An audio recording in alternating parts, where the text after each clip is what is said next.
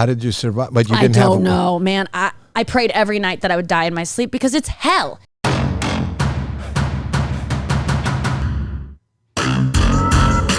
And this music is also family friendly. It's my son-in-law. Jackie's husband did this. Yes. It's good. Is it? Yeah. Yes, I think it is. He makes a living as a producer. So this is Howie Mandel Does Stuff. I'm Howie Mandel. Jacqueline Schultz, my co-host, and my daughter is home with her hamster one more time. And we have the lovely Nikki Glaser, the funny, talented comedian, podcaster, host, actress, singer. What are you laughing at? Well, singer, I really appreciate that. I'm trying. So isn't that, but yeah, add it on. You and I did the same show. You did it too. I did Masked Singer. Wow. When did you do it? This season. You did it this season. Did you have a good time? Oh yeah, you were revealed this season. I was revealed. Yeah. I was revealed. Here's the thing. Did I have a good time? The difference between you and me is I like you. I like to try things. Yes. I always want to be challenged. I have no aspiration to sing because I really believe, as somebody who judges singing from time to time, that I have absolutely no talent and I don't have an instrument that works. Right. It's broken.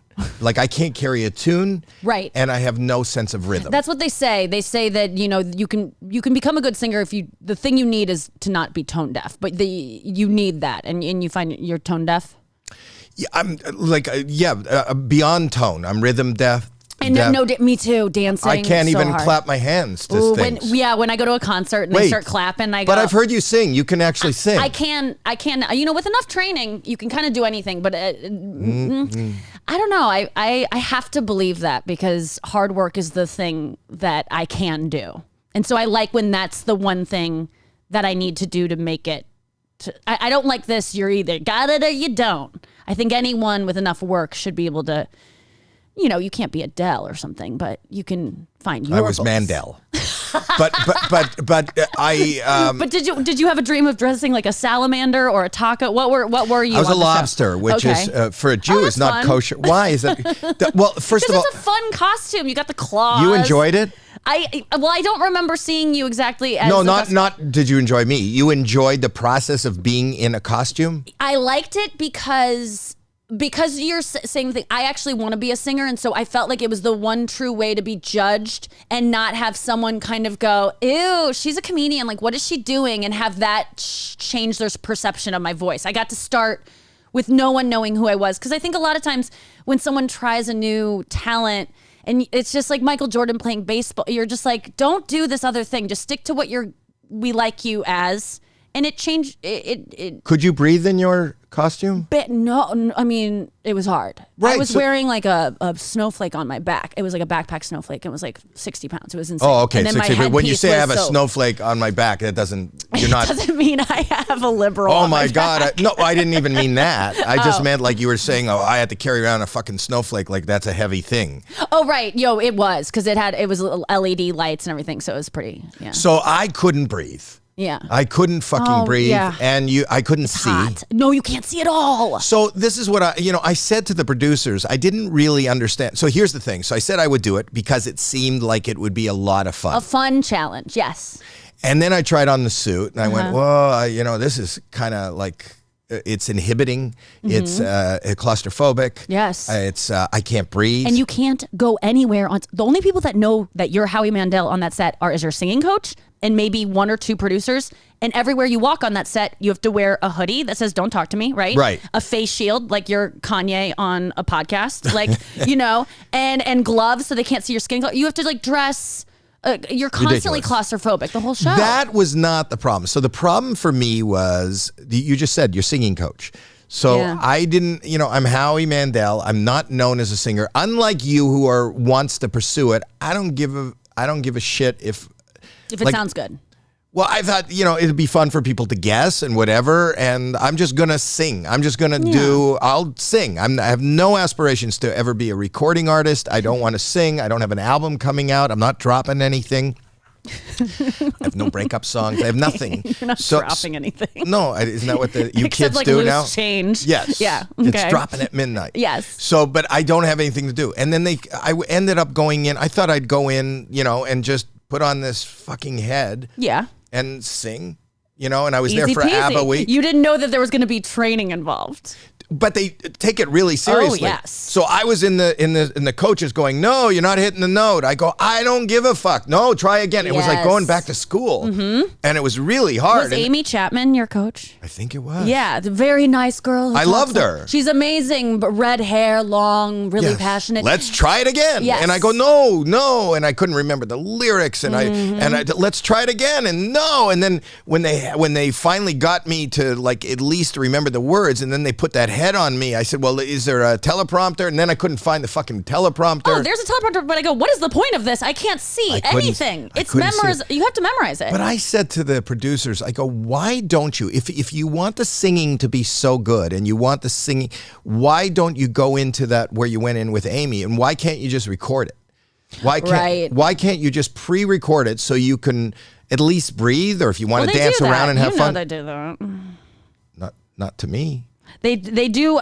Well, you probably didn't know it was happening, but during one of your rehearsals, they get a track just in case you really mess it up. That for safety, they were recording. I probably shouldn't reveal that, but they do that. But they don't rely on it. I was like, please put those in instead of the live performance I did, because you're out there and you tense up so much when you're out there because nerves. Right. And that constricts. If you're trying to be a good singer, that's the last thing you want is like your muscles tightening, and you just want to be really loose. And so it's hard to sing. And it's hard to sing, but I would imagine even if that is what you do, and even if you are Adele, I would imagine with that mask and all that weight and a fucking snowflake, a 60-pound snowflake on your back, you are not projecting your best work. No, you're not. But that's kind of live TV, like they don't want you to sound bad on that either. Like they're kind of rooting for you. I think they should pre-record. I think they do, Howie. No. Well, maybe listen they to changed mine. it. It's bad. Are you happy with the way you're singing? I didn't listen to it. I don't listen to it. We were even out there shooting some things. Can I play it right now? No, I mean, you can put it in later. You don't want to hear yourself sing? No, I don't listen to my stand-up. I don't listen to anything I do. I can't stand it. Now I want to hear you sing. Well, I would be better off singing to you right now. Go ahead. And then don't listen to this podcast. No, what did you sing? I sang Ariana Grande, Thank You Next. Ariana Grande you took on? Well, you know what? Why not? Because you're never going to be as good as her. So I don't even compare myself to her because she's the best. So it's kind of fun. Give me like a note. I won't judge. That's another show. Thought I'd end up with Sean, but it wasn't a match. Wrote some songs about Ricky. Now I listen and laugh. Can I say something? Even you're good. Almost got married. I mean, I'm a little nervous right now and no, but you're not good. In the right key. I train like twice a week. I'm like in intense training because that's what I want to do with my life. You wanted more than comedy? Well, comedy, I've done it. I'm going to keep doing it. It's not going away. It's a part of who I am. It will always be there. It's how I interpret my feelings in the world. But I just want to go deeper. I feel like writing songs and singing songs, there's just a way to communicate feelings more than comedy, which is so literal and always has, you can get into your feelings, but there will always be a string you can pull to be like, just get in. I'm not going to make you too uncomfortable. And I yearn to give the things that I get from music. When I want to feel something, I listen to music. I don't listen to a comedy album. But if you want to say something. Oh, well, there's nothing better than comedy. Yeah. So that's why I'll keep doing it forever. But there's something more I want to do. Do you want to write music? I would someday, but that is just so. Have you ever tried to write like a poem or a song? It's so embarrassing. You have to be like. It's embarrassing? Yes, because you have to. Don't you think comedy can be embarrassing? Metaphor. No, yes, to a degree. When you share something that you think is like, this is a weird thing I do and people are going to relate to it, and then they don't relate and they go, no, that's just you. That's when it's embarrassing. And then you change that joke to kind of maybe make it more like, because sometimes I'll say, doesn't this happen to you guys? And everyone's just like, And then I'll change it to be like, look at this weird thing that happened to me. And then I'm giving I'm teaching people to be vulnerable in their own way. But that's when it can be embarrassing, is when I'm working on a new joke and I think it's universal thing. See, and that moment that you just described happens to me more than than the fact that everybody relates. Yes. I can't tell you in the course, but I kind of enjoy waiting in that discomfort. You know, it's like, to me, that's what makes me feel alive. Adrenaline from that. I was talking to, we were just talking, I was on Rogan the other day, and I said in the podcast that for me, I still like thrill rides. Even at my age. And you know, really, if you think about it, a thrill ride is a simulation of you're in a lot of danger and you might die, right? It takes you up really high and drops you. And the closer to death you think you've come, the more you want to go on again. If you go on a roller coaster and it's just a breeze through your hair on a nice spring day, you're not going to go, oh, I got to get on again. It'll bore you. Yeah. So comedy for me is that moment where, you know, I kind of bare my soul and my sensibility and my humor and what is making me laugh, because, you know, laughter for me is my panacea of life. You know, that's how I'm getting through whatever mental health issues I have, which are abundant. Yeah, I know. You've talked about that. That's why I wanted to talk to you. You're incredibly open and bold and vulnerable, and you're Thanks. No, thank you, because I just think that your comedy is so bold. I think that what you do is harder than what I do. I think, and maybe this is going to be bashed, but I think being a woman, just by being a woman, is harder. And I think life is tough. Yes. And I think life for females is even tougher. Yeah, I have nothing to compare it to, but I don't hate being told that what I'm doing is hard. It makes me feel really good. You know? Right. I really get off on people going, I could never do that. And I'm like, well, it's not hard for me. When people project that and they go, how do you get up there? And you just have a microphone. How could you do that? Of course it scared me in the beginning, but I really love that it's something that most people fear doing and that I can do. And of course I get a little scared from it. And that's why I have to, like you're saying, present new. When I have just a bunch of jokes at work, there's nothing in it for me anymore. It feels good to get those laughs, but there's nothing like, you're talking about a roller coaster, when you say a joke that you're like, I'm not sure if this is going to work. This is very vulnerable. I've never admitted this to anyone, not even myself in my diaries, but I'm going to say it to this crowd. And then you're free falling and you're like saying it, and then they laugh and it's like, woof, you get out, you don't die, you don't crash. And then they don't laugh. You just are splattered on the floor. But right. I think the thrill of roller coasters is that nearly avoiding it. And then you get the rush of like, I lived. And that's that good feeling that you're looking for. I think this fright is also good, but avoiding it. And I think that laughter makes us feel like, okay, my flaws and the thing I'm most scared of being rejected for is being accepted. What a great feeling. But what I'm saying is, as somebody who has two daughters, and that's where I've said this many times, you know, I thought I'd grow up and have children and teach them about the world, but I grew up and had children, and I'm learning every day. And I watch, you know, you just met my son produces this, you know, they come from the same house, the same basic upbringing. And when you watch the life of a female versus the life of a male, it's not even comparable. And I don't think people, unless you're a parent, and unless you said you have nothing to compare it to. You have experiment you're running where you have a That's what I'm doing. I didn't want to be a parent. I wanted to be a science. So what is the difference, do you see? Everything. So socially, you know, it starts with, I noticed girls just being kids were meaner. Women are meaner. They're meaner, and maybe it's because they're more emotional and outspoken, or you know what I mean. Like feel things different. Well, I'm thinking. I have grandchildren now. My 8-year-old granddaughter will get made fun of for what she wore. I don't think a little boy. I don't think anybody ever noticed what he wore. Right. You know, I don't think. Listen, everybody's mean. I think if you're out there publicly. On social media and on stage, I think it's more hurtful and wrong when people are pointing fingers at physical attributes where it doesn't hurt a man as much. Yeah. I think men are, I'm starting to change the tone in which I speak of this, because I'm always like, it's much harder to be a woman because people are so focused on our looks and us aging.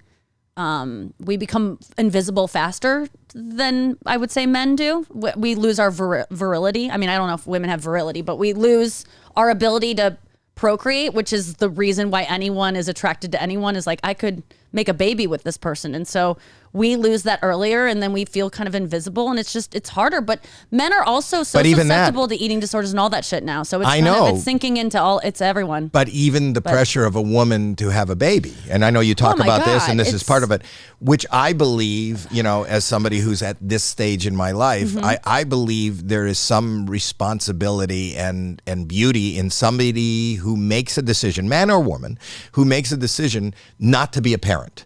I think being a parent was considered a cultural norm, and if you're at this age, when somebody says, "How old are you?" Whether you're a man or a woman, what have you been married? Are you married? Do you have kids? Yeah. No, but I'm saying, sorry, yes. When you get, look, I'm so used to getting those questions. I'm like, no. I'm ready to answer. Right, but I'm saying this ironically and satirically. You're supposed to, but you're not. You're not, and I think more people are fucked up because people who shouldn't be having kids or raising kids or don't have an environment to have a healthy human being blossom in shouldn't have kids. But it's not even culturally the pressure. I mean, that's immense, but it's also, we are put on this planet to procreate. I mean, it is our purpose as a species to make more of us. So to shirk that and say... You think that's everybody's... I think it's in our DNA to make more of us, to get my DNA going, let's procreate. I mean, it's biological, this urge. So you're fighting against that. And do you have an urge to have a child? No. And I've been waiting for it. And I feel a little, I just want more time, and I don't get to have that. I mean, if you look at the chart for fertility, which I just recently, I think I'm about to be 39. So I'm supposed to freeze my eggs like a year ago, I think was when I was supposed to do it, or otherwise it's like pointless. Right. But I went to go look to get it done, and they show you the chart, and no one even tells you until you start looking into fertility. It's like you're looking at this chart, this line versus your age and then your fertility, and it's just like a bunny slope, like, ooh, and then it's just double black diamond in 1 year of and it's shocking. And then that makes me go, well, now I want to, because you're telling me I can't, and I'm gonna lose the chance to do it. It is But what do you want? Like, you're saying we're supposed to procreate. Yeah. Like, I believe that all that is real in life is now. That's all that's real. Your perception of what happened is your reality, but nobody else shares that. Your thought of what may happen in the future may not ever happen. It never does. You can't predict the way anything you will could end ever up under go. a bus in an hour. Yeah. So the point that I'm making is that you don't know. So if you don't want to have a child, the fact that you don't actually birth the child, maybe your purpose is 20 years from now to adopt somebody who needs a home, to give somebody an opportunity. Maybe that is it. Maybe it's not. Maybe it's to just... Maybe it's to regret in 20 years that I did it, and to tell other women they should do it earlier and then make more babies that way. Like, who knows?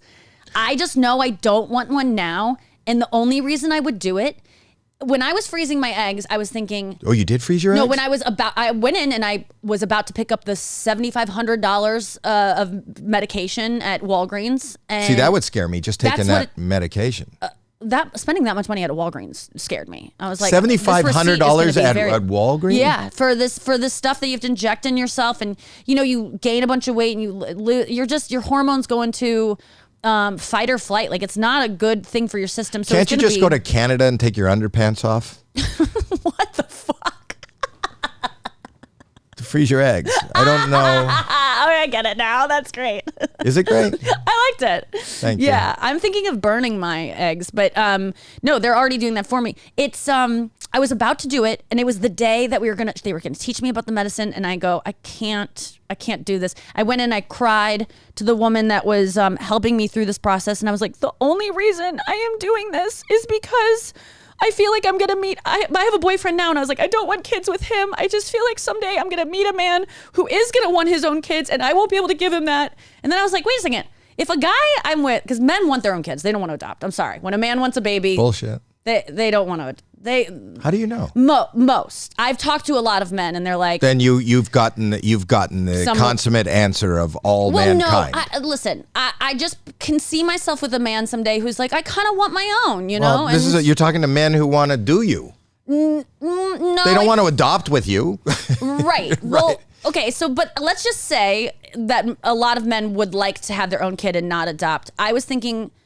Even if that's the case, I'll just be like, okay, well then I'll pick out an egg for you to put some sperm in. You can have your own kid with some model we pick out of a book. I don't give a shit. Like, I don't care about having my own kid if I have it. I don't care if they look like me. I don't care if they have some trick where I can see. I'm not narcissistic about it in that way. That I think a lot of people are. I mean, but I think equally male and female are. Right? Oh, I agree. Feeling about. Oh, I agree. You know, yes. I don't think more men want to have their own baby than women. No, I probably shouldn't have said just it's a man thing. But yeah, I think most people. I think it's a most people thing. So I'm just scared that someday this person I'm with. Are you with somebody right now? I'm with someone right now, but we don't want kids. And I'm just worried, like, what if we break up and then I meet... Like, it's just... I'm thinking about this future that is not even And how does close. he feel about the fact that you are very upset about the next... the guy with the next number? He doesn't know. Listen to me on any podcast. He doesn't... No, I mean, we both are kind of... We acknowledge, like, we've been off and on for 10 years. And off and on? Yeah. Is he a comic? No. He's a TV producer. And he's on a radio show. Yeah. But he's in show business. He's in showbiz, yeah. And we've been just, off and on for 10 years. And you're on right now. Yeah, we're on. So we'll be off soon. But what gets you off? What gets me off? Like, what turns me on? Are you rolling? I'm stuck. Stuck at what? I'm stuck. Well, Kenny, this is the commercial. Kenny, I know you're into the AI and the technology, but it's stuck. You go Howie. Kenny. You go Howie. It's stuck. You go Howie. Oh, Jesus. You go Howie? You go Howie. That's me yelling at me. You go Howie. Kenny. You go Howie. Just read the ads. Read the ads. This is for Rocket Money. Oh, I love how can I read the ads with this going on? Go ahead. Okay, well, anyways, it's Rocket Money, which I absolutely love Rocket Money. I use it on the daily. Rocket Money makes it... It makes it easier. It cancels your subscriptions that you're not using. If you're paying for something online and you're not, and you haven't used it in a while, what's ringing now, Kenny? Anyways, I do use Rocket Money every single day. It's been a game changer because I'm able to see what subscriptions that I have, and I'm able to cancel them at any time. So once the ones that I don't use. You go Howie. Yeah, I'm busy. Kenny's producing a commercial for Rocket Money with us now. You go Howie. Oh, okay, wow. You go Howie. I'm also able to see the spending from month to month to see if it's changed or gone up and monitor my spending and to see how much income I have versus how much spending I've done. So it's been an absolute game changer for me. Yeah. How can we cancel our AI? Rocket Money. Cancel whatever we're paying for my AI. You go Howie. Okay, well, anyway. Kenny! You go Howie. Rocket Money is a personal finance app that finds and cancels your unwanted subscriptions for you, monitors your spending, and helps you lower your bills all in one place, like I just told you. So stop throwing away your money, cancel unwanted subscriptions, and manage your expenses the easy way by going to rocketmoney.com/Howie. That's rocketmoney.com/Howie. rocketmoney.com/Howie. You go Howie away. You go Howie away. Go Howie. Kenny. Can I cancel your subscription? Back to the podcast. You go Howie. You go Howie. Oh, good. Oh, you were just making a joke. I'm like, well, we'll go there. No, it's okay. You can answer whatever you think the question is. We go off because his schedule do not line up, and we spend too much time apart. We pull a little Sandoval, and we keep going in different directions, and then, if you don't spend enough time together, and your worlds are. One's having an Ariana thing, one's going out every night, one's staying in bed a lot, suffering with different kinds of depression. You start to kind of visualize different lives for yourselves, and it happens all the time. And then we go off. See, that's what makes my marriage work. I've been married for 43 years. And what is it? I'm not there. Oh, yeah. See, that. But do you have consistent times where, like, if it's you don't not see each other for too long of a time, like? We used to, like COVID, obviously, but I would be away for like 3 weeks at a time or 2 weeks at a time to be on the road. Yeah. In fact, my third child just found out I'm her dad. So I don't spend a lot of time at home, but that's the what, same way. Distance makes the heart grow fonder. It does. Is that a saying? Well, I don't know. I think it's good. If it isn't, you should slap You can your name answer on the that other one. question if you want. But I feel like the what audience gets listening. me off, Yes. is being what gets me off is being admired, being like someone being really impressed by me and almost turned on by how talented I am. So you make him. There's a reason that I fell for a producer who was working on my show, who so I would good. just there was something. If I'm So like during sex, he screams things like, "You're so talented! You are so witty!" no, Oh, tell me how witty I am. He's no, I think in bed particularly, I think I've been doing this a lot in my act, talking about this because I found that women want to be a little bit degraded in bed. I'm not saying all of us, but not to the degree that we're seeing in pornography that I think a lot of men will go to, because it's just such an extreme of just being choked and called a dumb whore or whatever. We want you to be a little bit like mad at us for being sluts, because the thing is, we all want to be slutty and we all have it in us to be kind of a whore and just be really sexual and like almost filthy, but we're so ashamed about it because of just everything that's been culturally ingrained in us. We just feel bad about wanting to be whores. So when you say something like, my tour is called the Good Girl Tour because I found that being called good girl in bed or being like praised after you do something particularly like dirty, and the guy's like, good girl, you go, oh, you know what, that I did that because he wanted me to, and I was just doing the assignment. I didn't want to do that filthy thing. Like he wanted me to, and I'm a good girl for doing it. I'm I don't have to feel bad about that.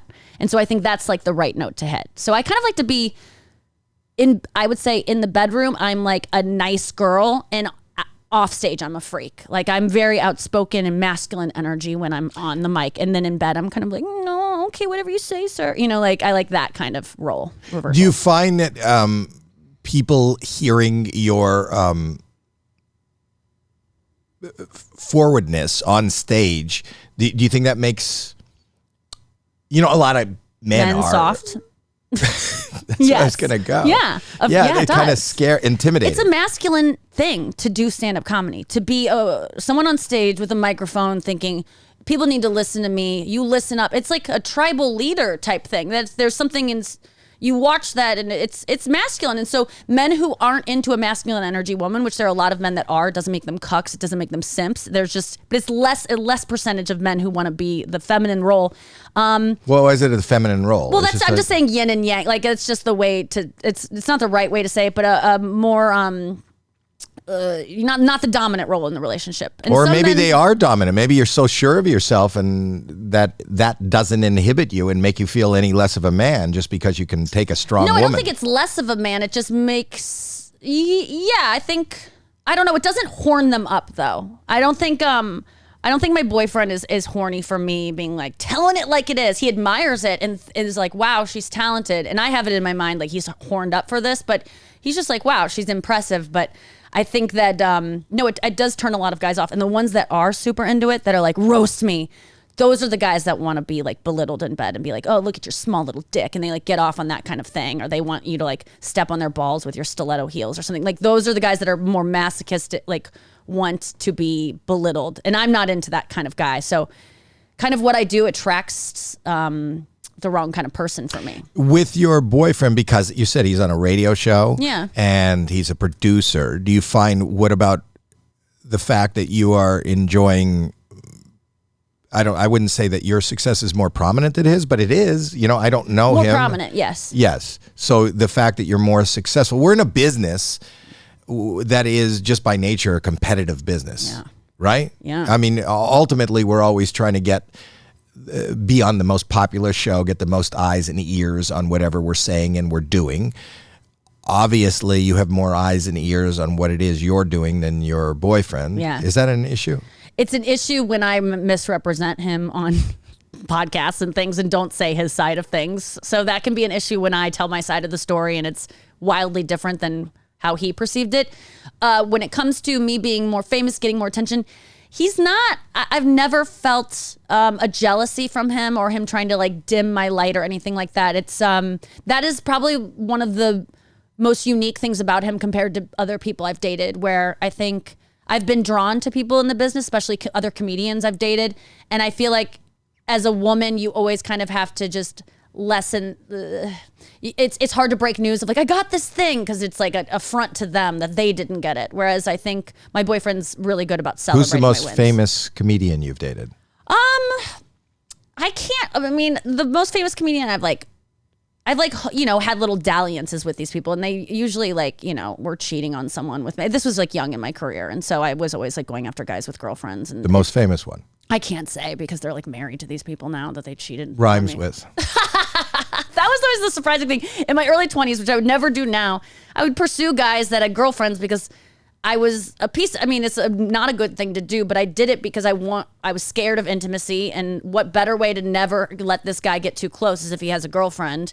And I also was like, they're cheating on her with other people. I'm just add me to the list. Like, I don't feel that bad. I just really didn't. I was drunk a lot of the time, but then they end up marrying these people. I go, it was okay when it was your girlfriend. I didn't expect you to marry the girl that and now you're just going to keep this secret the rest of your life that I blew you once. Like, that's always really strange to me. Maybe your blowjobs send people into commitment. I don't want to be out there if that's what's out there, they say. Okay. I got a good thing at home, getting a 1 blowjob a year from my wife on my birthday than risking multiple blowjobs that were like Nikki Glaser's. Yeah, I get it. I'm good for marriages. Do you want to get married?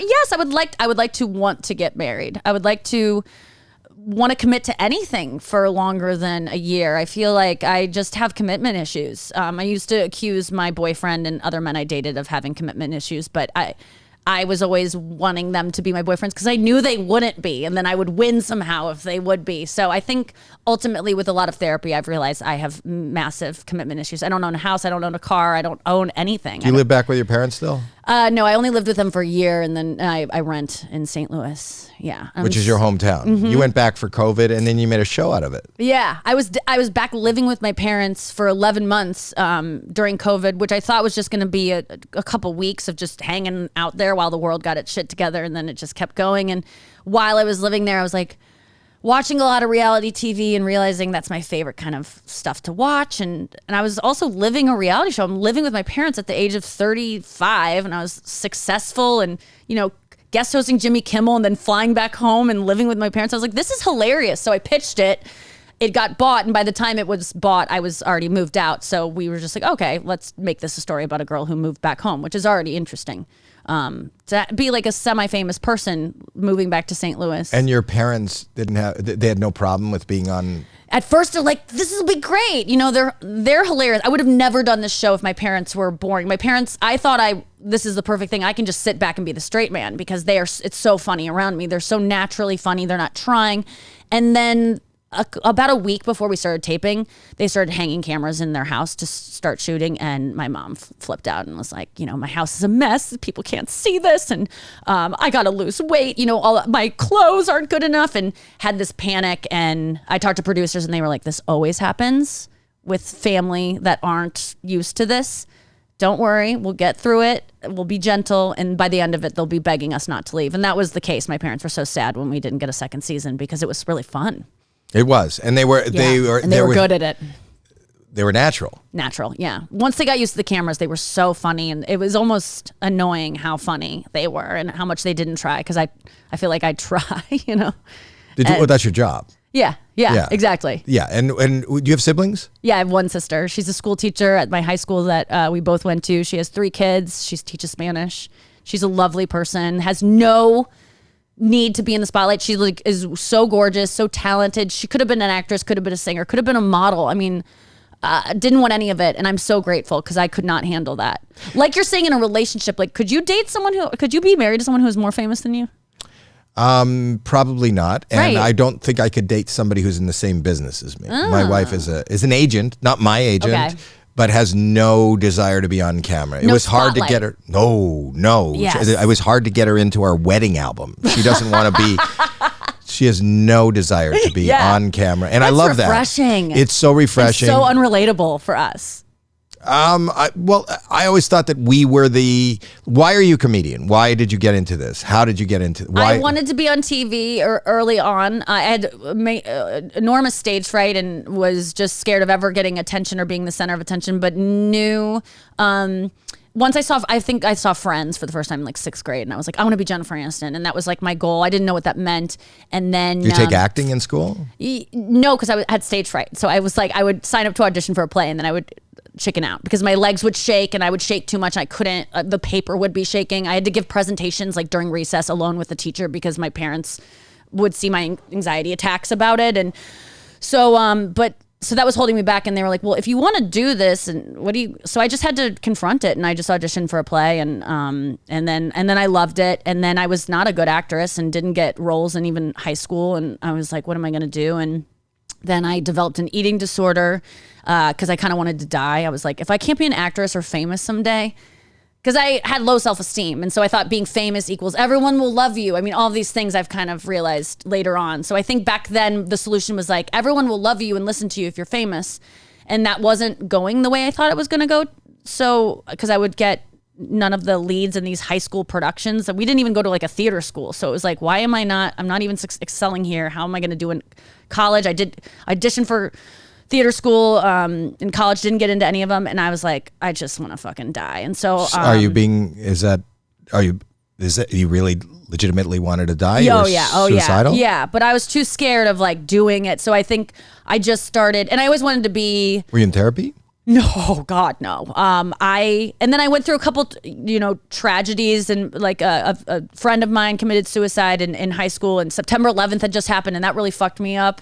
Even though we were in St. Louis, I knew no one in New York. It really just affected me more than all my friends, I guess. I just remember being like, is no one else thinking this is horrible? So I think I went through a lot my senior year of high school. Also leaving, I was going away to school. I think I was freaked out about leaving my parents, and I just stopped eating. And I gained a little weight since I had started doing theater and not like doing sports. And so I was feeling like fat, even though I wasn't. So I just, and a boy liked me for the first time. I had never had a boyfriend, never had kissed anyone. This is my senior year of high school, and a boy I liked me back. And I was so nervous about it and excited. Like whenever I have a crush or I have anything exciting in my life, I lose my appetite. And so I lost my appetite for a couple days, and I guess I lost a couple pounds because this boy just liked me, and nothing even happened. And people started going like, you look good. And I was like, oh my God, I'm getting a lot of attention for looking good. And I was like, what am I doing? And I was like, oh, I'm just not eating. Okay, I'll keep doing this. And then I stopped eating for like 3 months, which is very hard to do because my family eats, meals together every night. And I would just lie and I was like, I just got anorexic overnight. Like it was like catching the flu. And then I caught it in March, and then I was hospitalized in July against my will. Like, they came and picked you up, or? I went to go to the doctor for a physical to go to college my freshman year, and I got in there and they took my heart rate and my blood pressure, and they were like, you're gonna die, you can't leave. And so they admitted me to a psych ward in the same premises as the place I was going to get my Was this physical. A surprise, or did you see this coming? Your parents didn't notice? Well, they knew because it was evident. I looked so scary, but they were in denial because it's hard to admit that your daughter is dying, and it's hard to admit that you have no control over it. And so I think they were just in denial of it. And, they got a lot of calls from the school and my friends' parents and my friends. And I had no friends anymore. They had all dumped me because they were so worried about me and didn't want to enable anymore. They did the right thing. So I was just isolated. I would sleep all day because I had no energy, and my bones would like hurt. So I just I was wasting away, and I don't know. I still look back on it and I don't know what my parents were thinking not getting me help. But luckily, this hospital was like, you can't leave. And so they put me in, I was in a psych ward for a week and then I realized I was 18, I could check myself out. So I did. And, but you weren't cured.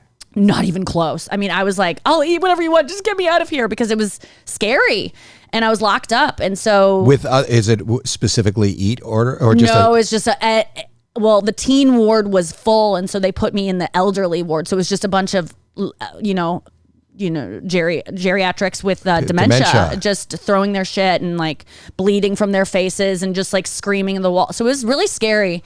I do remember there was one other girl my age that was in my room. She was my roommate, and she had taken like a handful of Tylenol PM, and that's why she was there, and to kill herself, quote unquote, because she said it wasn't really suicide. She was like, I knew I wasn't going to die. It was just a cry for help. But she was like, so I remember her packing her bag being like, I'm leaving today.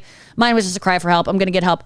You need to stay. And I remember kind of being like, what? She was like, look at you, like, you stay here. And I was like, hell no. So I lied. I got out of there. I said, oh, I'm going to follow your meal plan and drink these Ensures, and I didn't do any of it, and I lied to my parents, and then I only had a couple months before I went to school, and then I was off to college, and they didn't have to watch me anymore. And then how did you survive? But you didn't I don't know, man. I prayed every night that I would die in my sleep, because it's hell. You like imagine you're so tired, you can't eat, and I can't describe what it is. People just. I don't even understand anorexics when I see them now, because I'm like, just eat. Like, you just are so, and people would say that to me, and I'm like, I can't tell you why, but it's like, it would be as if I told you to like eat a piece of poop or something, where you're like, I can't do that. That's like the worst thing I could ever do. Like, that's how So it you felt wouldn't to me. consume anything all day? Just like lettuce and carrot sticks, no dressing on anything. A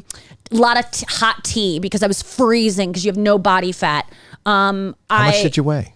I weighed I stopped weighing myself because it was just too much, but I think I was in like the 90-ish pounds, 88, and I'm 5'9", so it was a lot. I lost a lot of weight very quickly, and hair was falling out and no energy, and I'm a freshman in college, and everyone's drinking. I can't even do that because of the calories, but then I started drinking my calories, and that was getting blackout drunk, and I was just waiting to die. I mean, I really had written notes You that seem my to have parents come could from find. but you come from a Great family. Great family. Yeah. Who are married. They seem to be incredibly supportive. Yes. There's a lot of love. Mm-hmm. What do you think? You think it's just biological mental health? I suffer from depression, anxiety, OCD, and I come from a very supportive, wonderful family. So it's it's hard for me to put any of it on them, but it's like, they could have done better, as I think that they would admit themselves. You mean just catching it, or do you think it's? Yes, you think it's? But I think before that,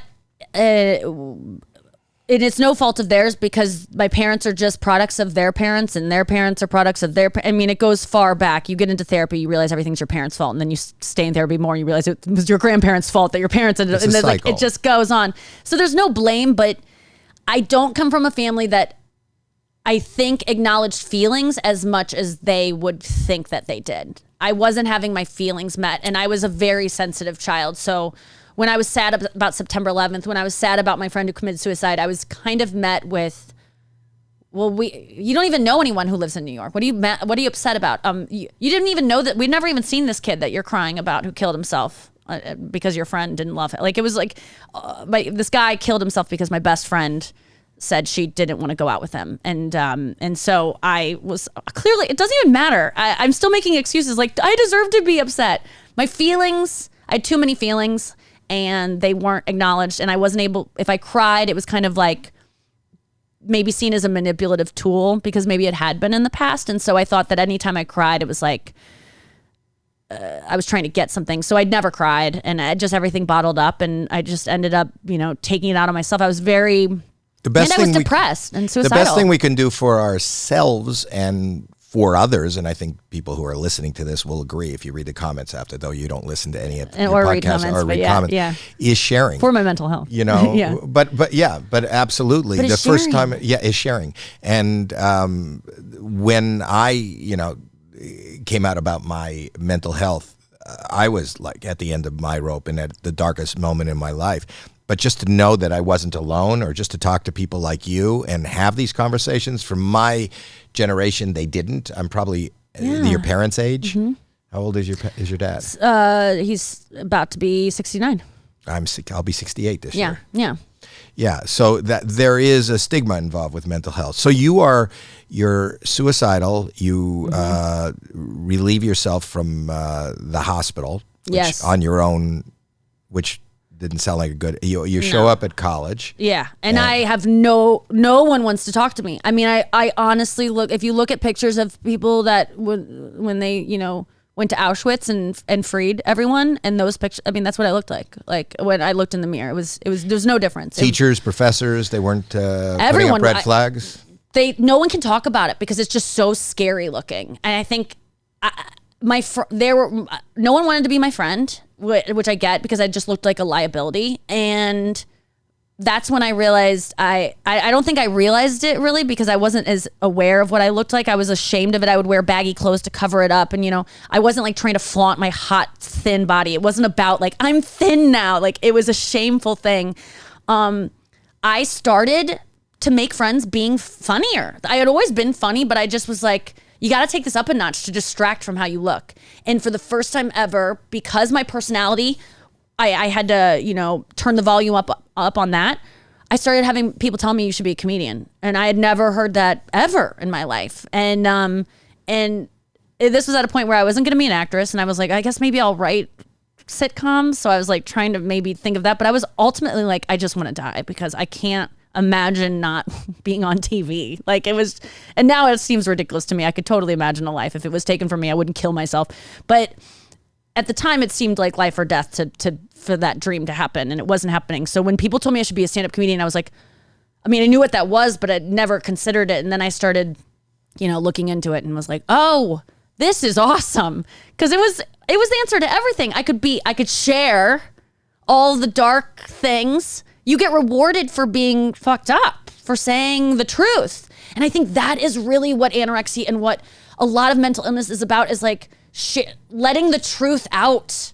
And it just festers inside you if you don't. And so I think that stand-up comedy freed me from, you know, being able to talk about these things that I could never talk about, or that people used to just look at me weird and go, ew, why would you say that?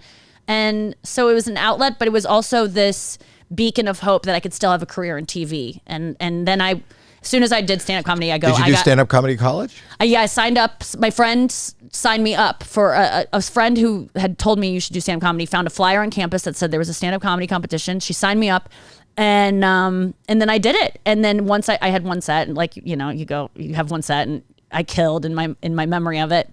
And I got off stage, and it was like out of a movie. I called my dad. He was on speakerphone listening. My friend held up the phone, and I called him afterwards backstage, and I was like, I know what I want to do with my life. I want to live. Because at this point I was like, I'm sure my parents were like worried about getting a call. I was dead every day. And I wanted to die every single night. So it was this moment of, I have a reason to live finally. And so that's when I started doing research of like, how do you beat this thing?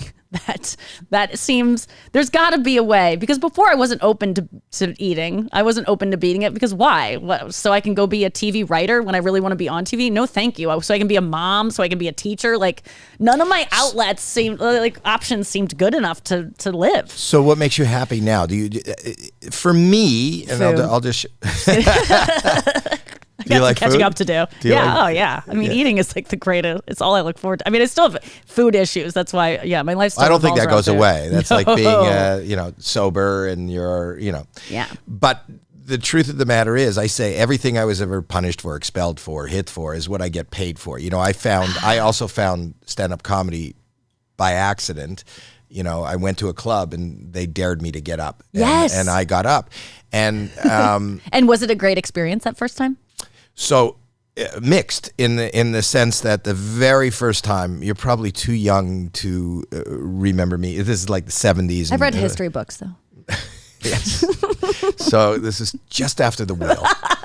So, but I went on stage and the joke for me was, because I never think ahead. I don't think of ramifications, because one of the things I suffer from is ADHD and OCD and anxiety. So I really don't. If you go do this, I go, okay, and I do it, and I don't think about what might happen, which is good, but it's also, it can be problematic. So I got on stage. They went, ladies and gentlemen, Howie Mandel. And I thought, therein lies the joke. There's no reason for anybody to say, ladies and gentlemen, Howie Mandel. And then I was standing there in front of this sea of strangers who were looking at me, waiting for something to happen. And the terror just flowed through every ounce of who I am.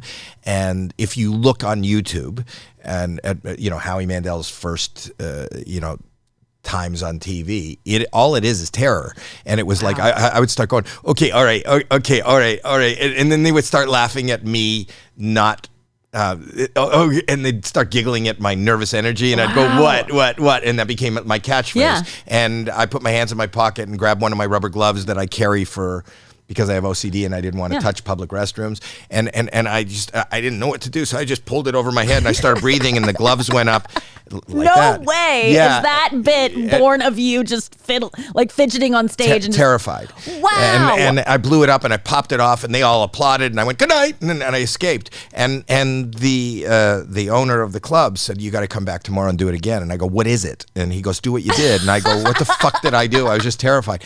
But that was the first time in my life I was an outcast and incredibly depressed and didn't have any path, really. I was asked to leave school against my will. Every high school. I don't have a GED. Why? And For just not paying attention? Oh, yeah. Behavior. Talking back? Not so much. Bigger than that. Like they're funny stories now, but I didn't really I like awkward, uncomfortable situations. And my favorite show, the only thing that kind of bonded me with other people was Candid Camera. I like pranks, but I didn't even have the wherewithal to know that you need a TV show and maybe you should share your idea with somebody else. So like one of the things that got me thrown out of school was, this is before Caddyshack. I threw a chocolate bar in the pool so it would look like somebody shit in the pool. That's good. And then when everybody showed up at the end, because word got through the school that somebody shit in the pool, so everybody went to look at the shit in the pool. Yeah. And when there was like 300 people there, I dived in and came up with it in my mouth. No, you didn't. I did. That's brilliant. I did, but and enjoyed the fact that everybody was just the blood-curdling screams. And it's not like any girl would want to date me or be with me or anybody wanted to be my friend. I just had... What they thought, you had shit in your mouth. Like, it's just like...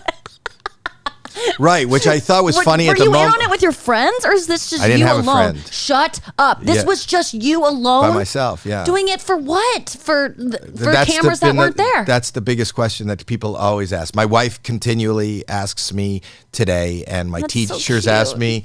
They always go like, who is the joke for, Howie? I get the joke. Who is it for? They don't know you're funny.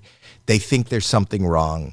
They've asked you to leave. You're trouble. And even to this day, I will go into public places, hopefully not getting recognized, and just drive. I don't know why I find somebody's discomfort and anger more better currency than laughter. That is interesting, because makes me. I can't even watch prank shows. I can't stand people being. I think it's because I'm comfortable with discomfort, because my whole life I've been really uncomfortable. And and it gets other people on this. And it what feels you're like you constantly. And it feels like you can control discomfort. So if I can control discomfort, I don't know. I'm analyzing myself. That is a good analysis, I would think. I don't know if it's right, but it's a good analysis. We're all seeking control, and if that's what you feel out of control about, of course you would be drawn to controlling discomfort.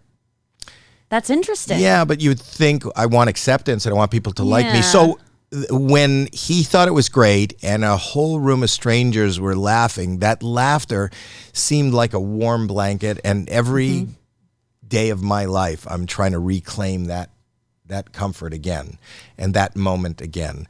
And it's hard. And I wish I didn't have to, but I feel like I have to. You know, I feel like I need it. I don't know why I need somebody, I have no idea who they are, will never have any interaction with them, to think that I'm funny.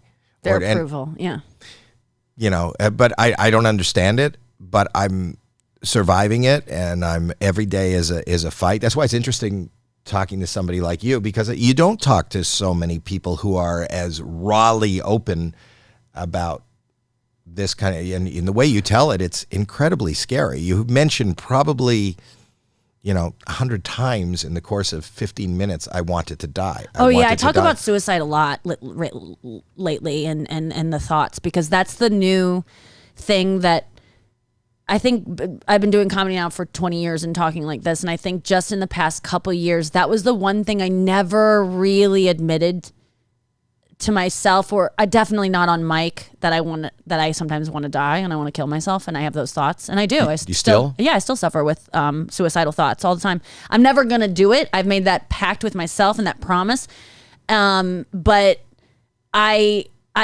listen, I first admitted it on Rogan because I was going through a really bad depression. He reached out to me actually, and because I tweeted something that was definitely dark. It was something about like, I want to shave my head. So if anyone, I need a friend with cancer so I can say I'm doing it to support them. Or so it was something about like wanting to shave my head because I was having those like Britney Spears, I'm losing my mind thoughts. And he reached out and said, are you okay? And I was like, I'm not. And I was like, I actually am coming to LA. I'd love to talk about it. So I went on his podcast and talked about my suicidal thoughts, and then was met with so many messages about, thank you for talking about that, because that was something I hadn't heard anyone admit to having yet. Aside from people who had attempted it and have to talk about the thoughts that led to that. I've never attempted it, but I, it's a thing I struggle with. It's just a place my brain goes to. Is like, it's almost soothing. I get really. soothed I by find it thoughts. scary to say it out loud. Yeah, it takes away some of the power from it for me to talk about it out loud. I don't know why, and it just it makes it so it's not me. Like, I don't really want to kill myself. It's like I caught a cold. It's like it's not my fault that my thoughts are telling me to do this. That's not something I want in my brain, and it lets me off the hook a little bit.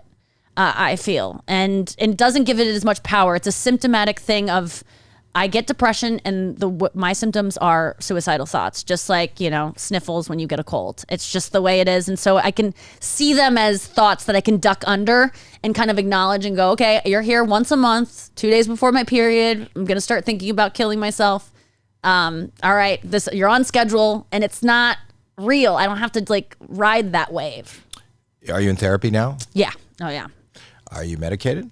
Sometimes for ADHD, but I find that, I don't know about you. Are you medicated for ADHD? No, I'm medicated for depression. Yeah, I was on some medicine for ADHD, and I found it very helpful to the point where, like, when I took it, I was like, I had no problems in the world. I love everything. I love myself, and it like, I can't take it because it seems like I'm lying to myself. If that makes any, it's the craziest thing. I've talked to my doctor about it, and he's like, are you addictive? Yeah.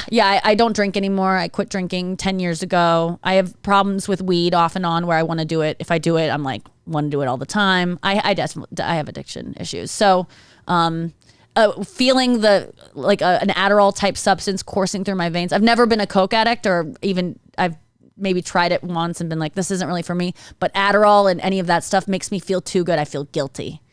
Mine's caffeine. I love caffeine. Yes, caffeine's my next big thing to go. Yeah, so that lifts my mood. I'm over caffeinated every waking moment. Yeah. Do you can sleep on it though? Mm-hmm. Yeah, me too. Mm-hmm. It doesn't. I can have a double espresso right before and go to bed and fall asleep. But yeah, because I think I'm wired a little, probably like you. I think so. It sounds like it, because I feel like caffeine for me, it's not even about waking me up. It's going to lift my mood. So what do you want to do? You're pursuing and working really hard at music. I know that you're studying. Yeah. You learned how to play the guitar. I'm working on starting a Taylor Swift cover band, because I love Taylor Swift. She's Did you go to the concerts? Yeah, I'm going to one on Sunday with my mom. I spent more money than I've spent on anything in my life. Like, these are the things of not having a kid. I'm using my child's college fund that I don't have to go to front row tickets on Saturday. I've already gone once. I'm going to go like 5 more times. Does she know you? She's aware of me, I think, but I want to keep that distance. I want to stay a fan. I don't want to bother her. Why do you think it would be a bother? Because too many people love her and think they have a relationship with her and deserve to be her friend, and I'm just another one of those people that's probably wrong. And I just don't. Her creating and making music is so important to me that I feel like my energy in her life would like throw that off somehow. And so I don't want to like interrupt her. It's so weird, but I don't even want to meet her. You'd be the opposite of a muse. Yes, I would just be a succubus, a drain on her energy. But I love her so much, and I'm glad she is aware of my fandom, but I don't need to meet her or anything. I want her to just, she'd have to like calm me down. You know, when you meet someone that's very excited to meet you and they're like, I do, and they're like shaking and you're like, it's okay. I don't want her to have to do that to me, and she will. And it's just going to be annoying for her. I don't want to be annoying to her.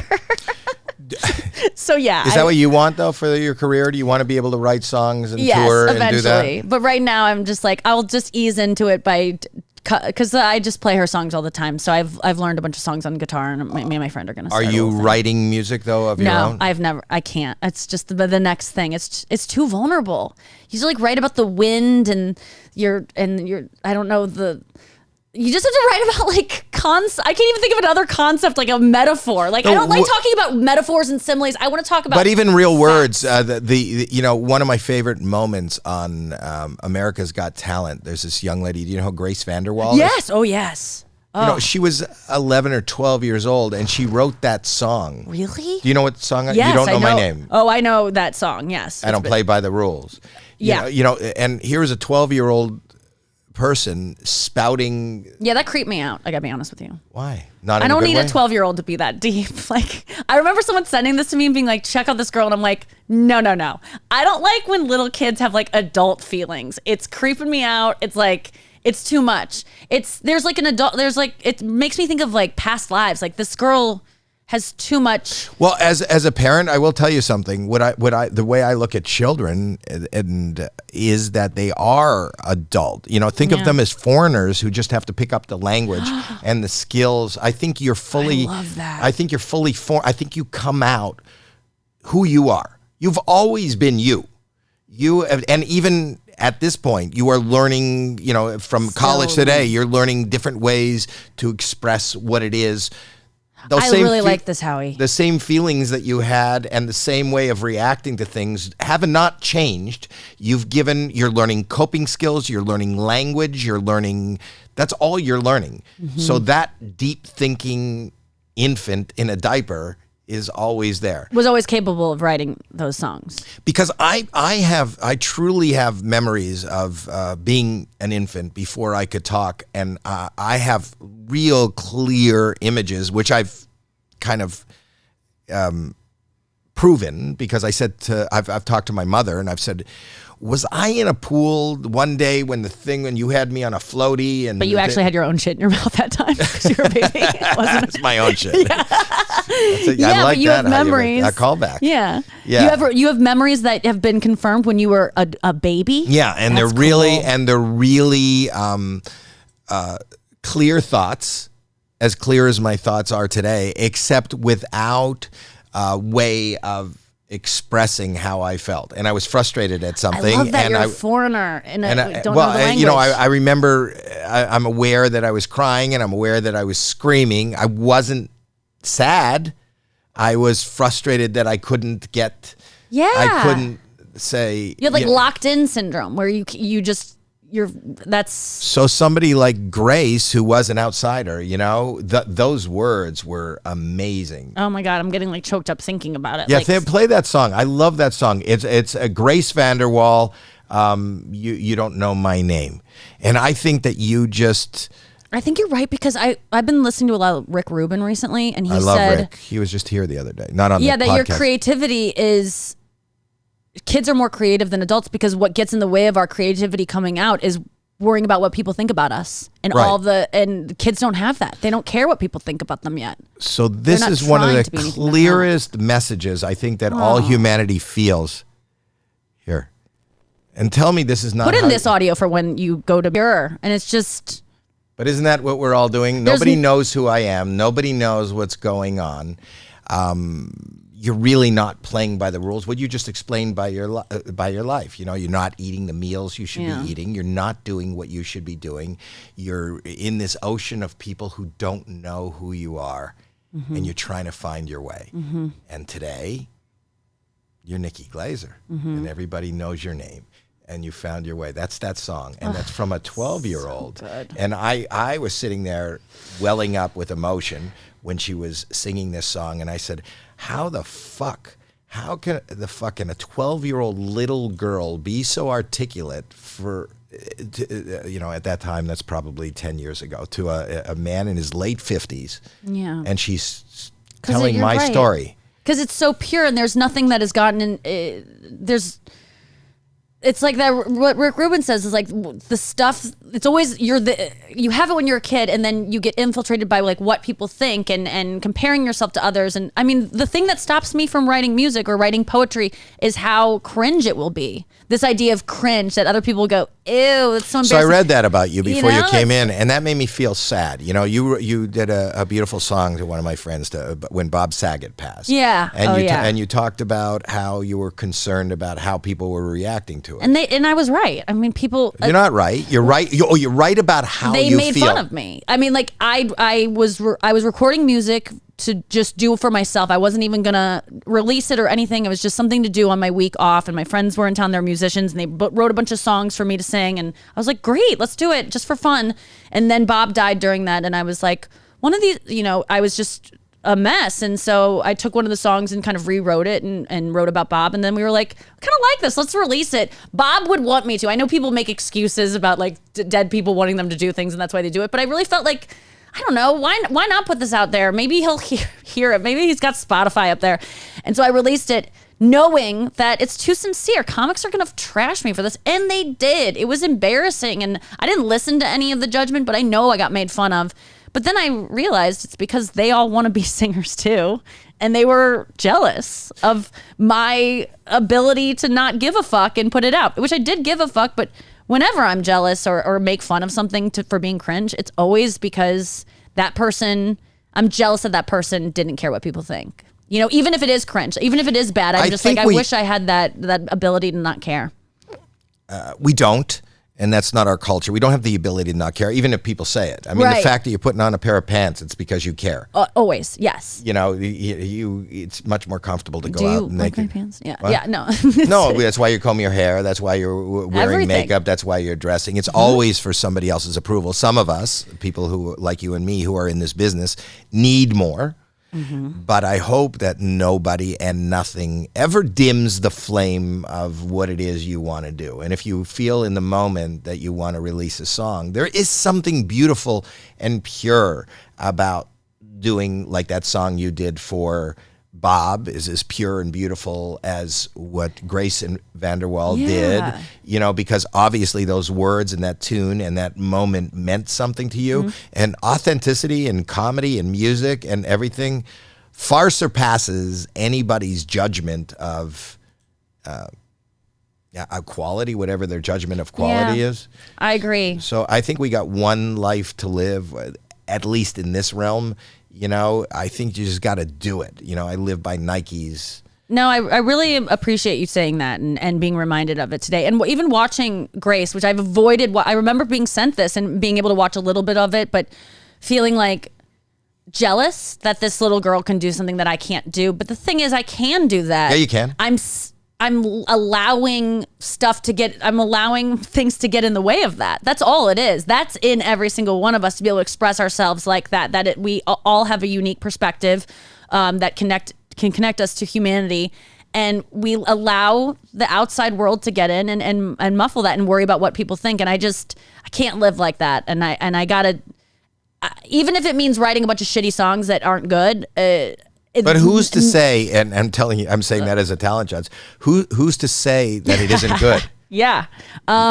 It's that's a tough one. It's amazing, like in the world of comedy right now, there are so many of us. This is probably the brightest spot in comedy in my history. I've been doing it almost 50 years.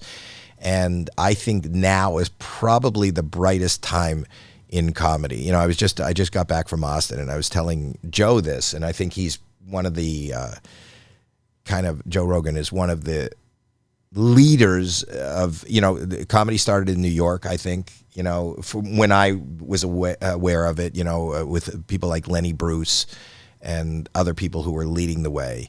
And then, Carson moved out here in the 70s, and then LA became a hotbed for comedy, and you had to come here and make it at the Improv or the Comedy Store and get on the Tonight Show and maybe get a sitcom. Yes. And I think now Austin has kind of opened up more than any other city, and that's because people are doing podcasts, and these people that are doing podcasts happen to be reaching a lot more people than anybody on stage or any one television show or doing a Tonight Show or a Stephen Colbert Show or any of those shows. You'll reach more on Joe Rogan's podcast or Two Bears or Bert Kreischer and all these people like Shane Gillis and Bert and Ari Shaffir and Mark Norman, who are part of these conglomerates of comedy that are playing arenas. Yes. And then they're playing arenas, and it's much more siloed than it ever was when I was coming up. But they could play an arena, and there's millions of people who don't know who they are. But that doesn't cool. It's really cool. It is. So we can all have our own, if you want to write songs and make that part of your act and do a music tour and be funny, you have a really, what I'm impressed with from the outside, I don't know you, but you have a very wide bandwidth as far as your ability to be witty and funny and informative and vulnerable and strong, and I just want you to just... Yeah, thank you. You're welcome. You got it all. What do you want to promote? I know you're going on the road with you and David Spade are playing Vegas. Yeah, we're doing Vegas. We're doing like a little bit of a residency there. We have 4 different weekends. You can come out and see us at the Venetian. The next 2 blondes. One. Yeah, 2 blondes. Wow. 2 just, 2, I was going to say... yeah, I mean, like we're like twins. We kind of look alike sometimes. I think it would be fun for people to go to the show and figure out which one went on first. Okay? And if you don't say your names and you don't have introductions, you just each do your act, and they try to figure out which one is David. That's a compliment. He's the greatest, and he's always been one of my favorite. I mean, he is like my favorite stand-up, and he is beautiful. He's a beautiful man, and so we'll be doing those, and then I'm on tour like all the time. And what's the name of that tour? The Good Girl Tour, and they should go to NikkiGlaser.com, and then I have a podcast I do twice a week where we talk very much like this, very openly about feelings and just have laughs, and it's called the Nikki Glaser Podcast, and that's twice a week. And how did you come up with that? It took a lot of focus groups, but we landed on that name, and yeah, just tour and podcasting. But yeah, podcasting is great because you can be funny and showcase yourself.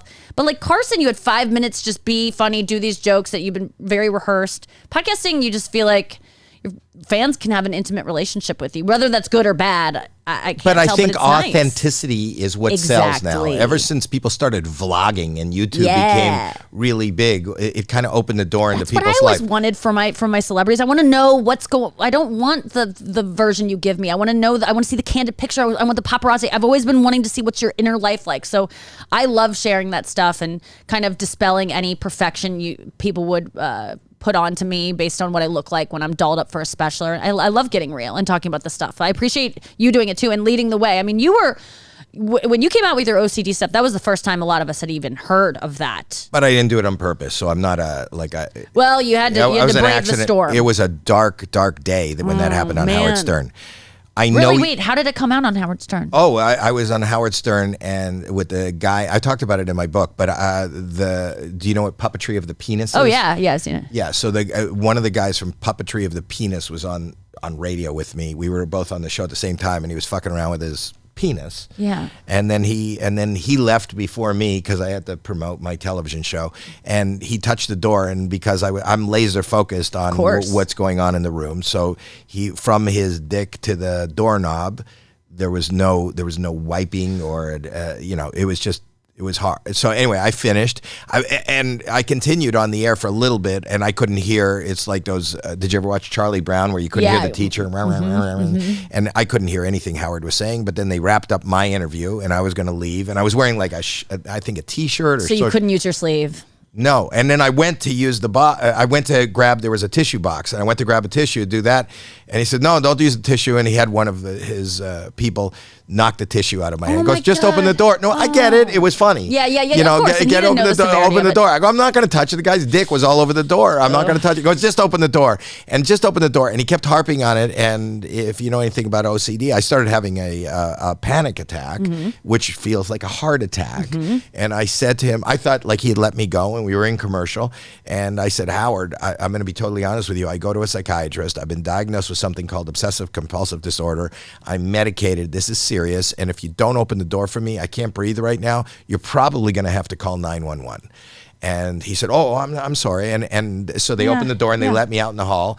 And then I was in the hallway and I could hear on the speaker that they were still on the air and it was broadcasting. And I had no idea that it was.